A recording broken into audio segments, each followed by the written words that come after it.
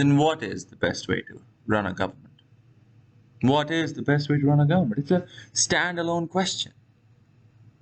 What is the best way to run a government? Do you plan things from the capital and tell people what to do? Or do you let them the way they are? Let them be the way they are.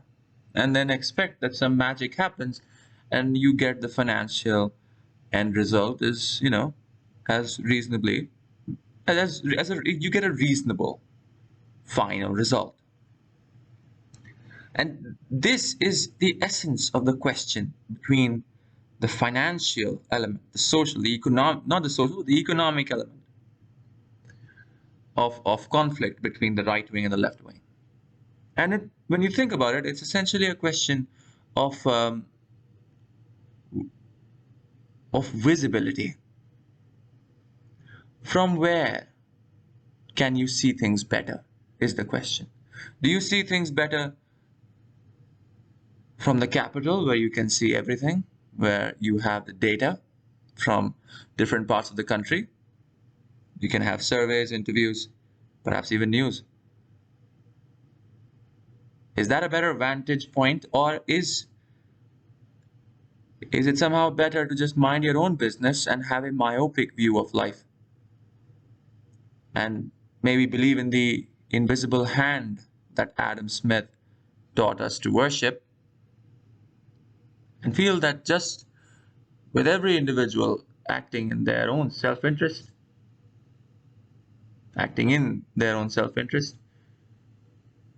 you'll get a good final result. That is the essence of the question. And somehow, I feel that with all the idea that, not the idea, but all the effort that Karl Marx put into analyzing the nature of commodities, he himself said it.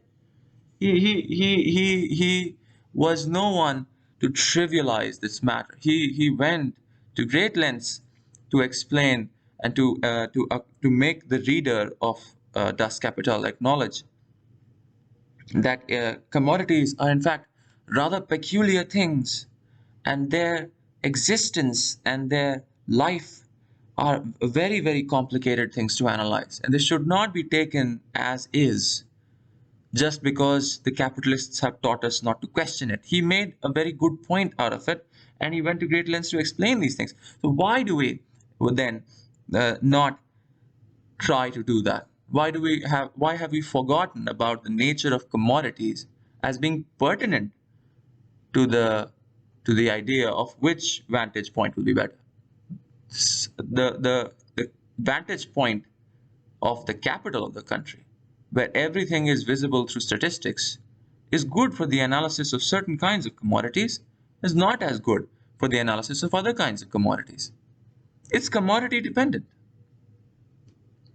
Where things can be easily managed and where decentralizing things would be chaotic, as is the case with oil companies, perhaps, as the case with infrastructure building projects, as might be the case with several other things which the government can do better in if it handles things on its own and takes decisions unilaterally.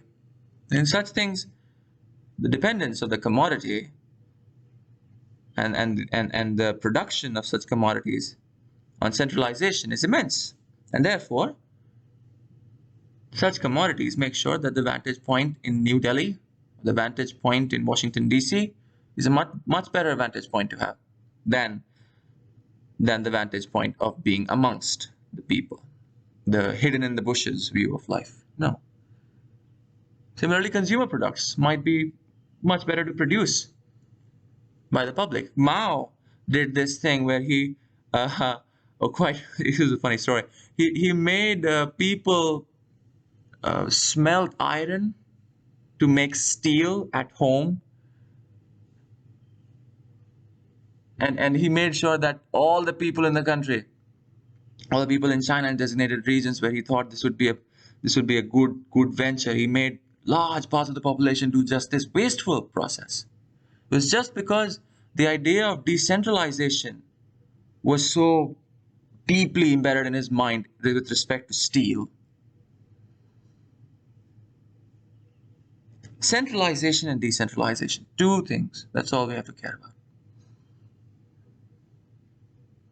And if a and not if, but when a country cracks the code on this question of which vantage point is better for what kind of commodities, where can one observe and direct the seamless flow of production of a particular kind of commodity from, this question is settled, most of the questions are settled. After that, the growth of a country is a matter of only time. That's it. That's just a matter of